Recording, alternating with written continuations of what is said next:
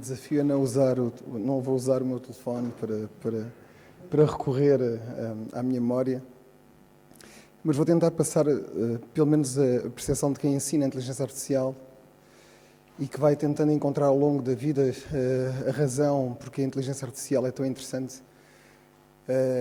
Porque é mais fácil, muitas vezes, nós olharmos para os processos culturais, aquilo que acontece. Vou citar Hegel, não é?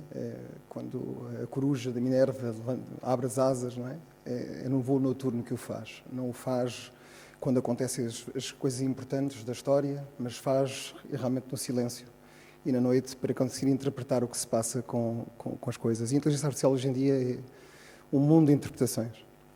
Eu vou-lhes dizer que a biografia está muito relacionada com a minha paixão sobre a inteligência artificial. Porque em termos de utilidade, quando eu quis e lutei em casa para ir para a literatura e para a Faculdade de Letras, proibiram-me, disseram-me que isso não dava emprego.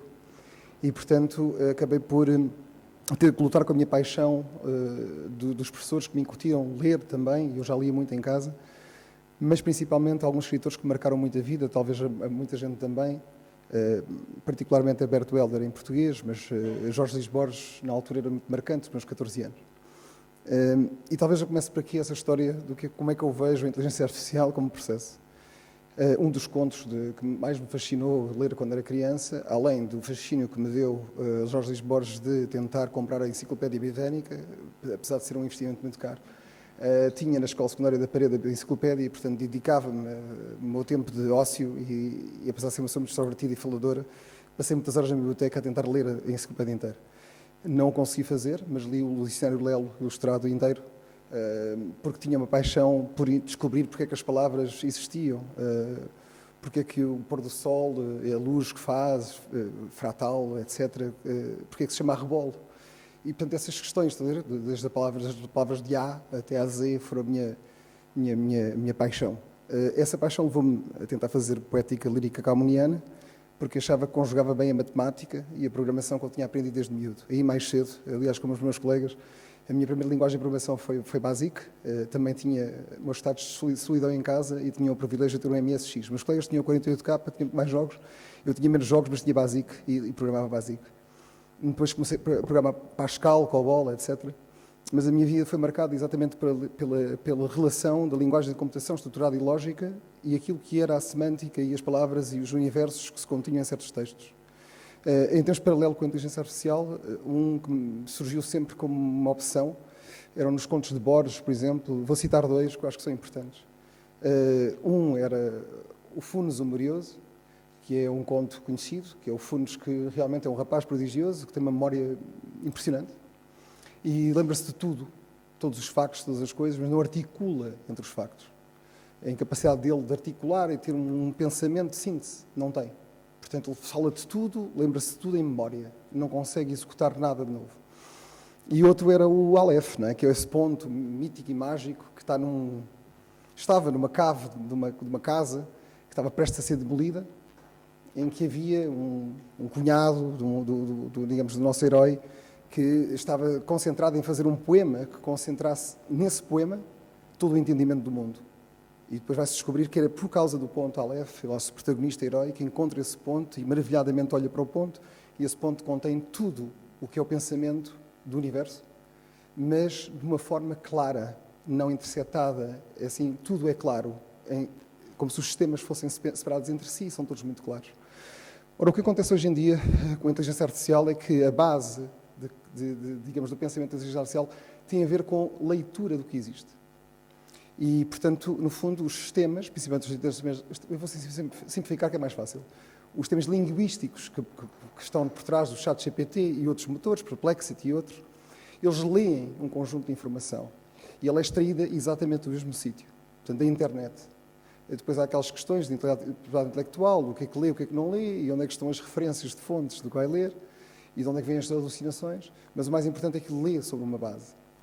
Ora, eu não posso esconder que a minha paixão de ter voltado à Faculdade de Letras não é por uma birra em relação à minha mãe, aos meus pais, a dizer que é mais importante as letras que outra coisa, mas não posso deixar de falar de alguém que me influencia muito o pensamento, que é Raymond Williams, e ainda hoje me influencia o pensamento, portanto está na base dos estudos culturais, que, no fundo, define cultura como, mais ou menos, vamos simplificar, mas dizer que cultura é o whole of life, não é? Portanto, é toda a experiência vivida da cultura.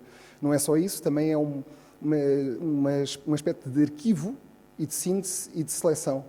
Porque, no fundo, a própria inteligência artificial e aquilo que ela incorpora não é tudo. E na palestra anterior vimos o que é a importância de uma narrativa global sobre uma narrativa esquecida, que é a visão dos outros, os colonizados, e que não são sequer colonizados, são os outros, não é? E a sua perspectiva. E, portanto, logo nesse problema, no domínio do conhecimento que está por trás da inteligência artificial, temos seleções e arquivo. Mas temos essa questão da experiência humana vivida e também temos outra, que é a hegemonia ou a ideologia, é o que é dominante, o que ainda é latente, que é os artistas, como o anterior, que trazem já a exploração, o que é emergente, o que é interessante. Esses são contra os latentes, os outros são os resistentes, que acham que isso não é a forma de fazer arte, por exemplo. Mas todas estas dinâmicas de cultura são importantes. Mas um conceito que eu acho que é fundamental é esta visão do Raymond Williams sobre compreender a cultura, em que ele usa essa expressão muito feliz para mim, que é a structure of feeling. E, portanto, em português será uma estrutura do sentir. Nós só conseguimos perceber a inteligência artificial se entendermos a estrutura de sentir. Ora, isso é o grande problema da inteligência artificial. Portanto, se for citar um dos grandes dos Estados Unidos, portanto, Dreyfus, por exemplo, dizia sempre que nunca haverá a inteligência artificial. O que existe é a inteligência computacional, e eu concordo com o que foi dito, é uma inteligência computacional porque ela também está baseada em arquétipos lógicos. É uma lógica que está por trás. Obviamente, nós somos apaixonados por programação, isso facilita-nos a interface e a relação com essa lógica. Mas o que não está lá é a estrutura emocional e de sentimentos. E isso é muito difícil. Claro que vão argumentar que já consigo tirar expressões faciais. Mas se isso fosse assim tão fácil, eu compreenderia hoje o que é que a mulher sente, a minha mulher Rita sente, que é muito difícil. E acreditem que, em termos de vocabulário, já tentei, e tenho um lindo dicionário inteiro na minha cabeça, eu tento às vezes articular e perguntar em que estado de alma ela está, e raramente acerto, estão a ver? E isso parece uma brincadeira, mas a interpretação lógica que nós temos é as máquinas não conseguirão tirar essas nuances do que é uma relação sentimental. Isto tem a ver com outra teoria, obviamente a affect theory, que mostra também que sentir não é só o que está pré-concebido na minha cabeça, aquilo que eu tenho estruturado como sentimento, mas se eu der espaço às emoções e àquilo que eu sinto, mesmo a nível de corpo, portanto, emoções corpóreas, afetos no sentido de affect, isso tem muito mais a descodificar. E aí são os limites da inteligência artificial, por um lado. Portanto, eu agora vou pegar nessa questão de vê-la como uma ferramenta. Obviamente, ela também é uma ferramenta nesse sentido, uma ferramenta de exploração de um conjunto de conhecimento, de extração de informação, de trabalhar essa informação. Também podemos olhar para a inteligência artificial como o seu próprio raciocínio sobre o que está construído, obviamente, deep learning, redes neurais, podemos fazer um conjunto. Mas a base que levou a esse raciocínio neural e à produção generativa de inteligência sobre aquilo que está criado, descura, na maior parte dos casos, aquilo que são os afetos, que são as reações corporais, as reações emocionais, e aquilo não está construído no ser humano, porque não está construído. Aliás, citando aqui, quer dizer, olhando para aquela imagem do outro e da face do outro, lembrei-me de Levinas, quando diz que há uma relação de responsabilidade enorme no ser humano quando olha o rosto do outro. O rosto do outro humano é talvez a relação mais importante que nós temos nessa relação de Levinas, quando ele diz, porque a face do outro lembra-nos que nós também temos que respeitar a sua infinitude. Essa é a beleza do infinito no outro. É um aleph em cada um de nós. É uma visão do mundo em cada um de nós. Ora, uma máquina não interpreta as coisas assim. E a computação de inteligência artificial é uma máquina. Ela não vai entender as nuances de cada um de nós e as reações de cada um de nós e os sentimentos. E, portanto, o que me preocupa como pedagogo, como professor, quando eu ensino inteligência artificial, não é tanto, obviamente, tirar o proveito produtivo da máquina, porque isso é muito importante, acelera-nos pensamentos, acelera-nos outputs, é tudo muito interessante, isso é útil, mas qual é o nosso labor no sentido estético com o mundo. E quando eu falo estético com o mundo, não é só kantiano, não é só no ponto de vista, não é, do sublime, daquilo que é a relação mais estética e pura com o mundo, mas é estética como relação com o mundo, que tem muitas outras interpretações. Eu gostaria até, para terminar, só para dizer isto, o autor que mais, não é o que mais me impressiona, mas aquele que me traz alguma Ou uma vertente de análise, porque já perceberam o meu pensamento, tem muita escola de Frankfurt, não é? Tenho aqui muito pensamento disso, mas é um dos mais recentes, que é a Arte Monte-Rosa, não está, infelizmente, traduzido em Portugal, mas tem vários conceitos. O conceito de aceleração, é muito conhecido o livro dele sobre aceleração, em que diz que nós, seres humanos, já somos tão acelerados na vida do dia-a-dia, nesta experiência de vida, que para nós acompanharmos a velocidade como a tecnologia se desenvolve, nomeadamente a inteligência artificial, temos outro remédio, não existe outro remédio senão também corrermos. A velocidade também é urgente. Porquê? Porque é uma questão de dinâmica e de estabilização. Mas também diz uma coisa, é que se essa corrida for em vão, é mais ou menos como olhar para o anjo da história de Benjamin, olhar para trás e ver que realmente tudo o que acontece é meio destrutivo nesse sentido, mas somos propelidos para o futuro. É sempre um empurrar para o futuro. Mas há aí um efeito que é muito bonito na análise, que é a ressonância. Portanto, ele diz o remédio para a aceleração é a ressonância. E eu vou terminar a minha fala dizendo isto. Há uma imagem que ele utiliza que eu acho que é bastante curiosa, que diz o seguinte: a ressonância com o mundo acontece em casos, diz ele, por exemplo, como vemos pela primeira vez a neve, como crianças, e a neve a cair. E produz em nós uma emoção, esse ato, não a todos, mas àqueles que sentiram isso, por exemplo. Ou o mar, como o meu colega há pouco falava, ainda bem, que ele tem essa relação com o mar, a primeira vez que se vê o mar. Tentar repetir de uma forma de dominação no mundo, arranjar instrumentos técnicos, ferramentas para tentar reproduzir o que eu sentia em ressonância, parece que o mundo responde, diz Arte Monte-Rosa, e eu concordo, fugindo.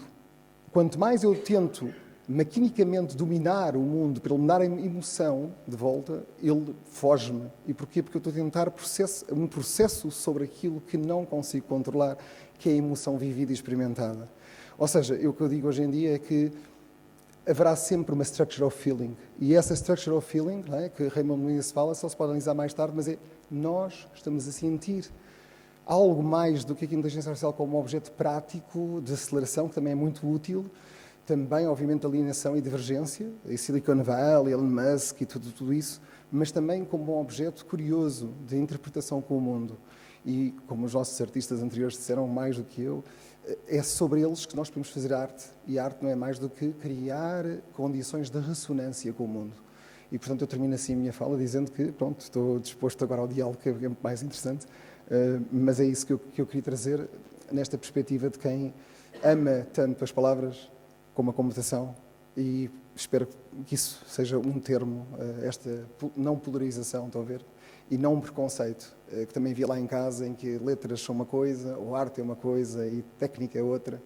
É de facto não polarização, é deixarmos esta relação simbiose entre várias áreas do saber, porque são preconceitos que, infelizmente, têm moldado um bocadinho a inteligência artificial, pondo parte os artistas, os pensadores e os filósofos daquilo que é o conceito fundamental da inteligência artificial. Pronto, é isso que eu queria transmitir.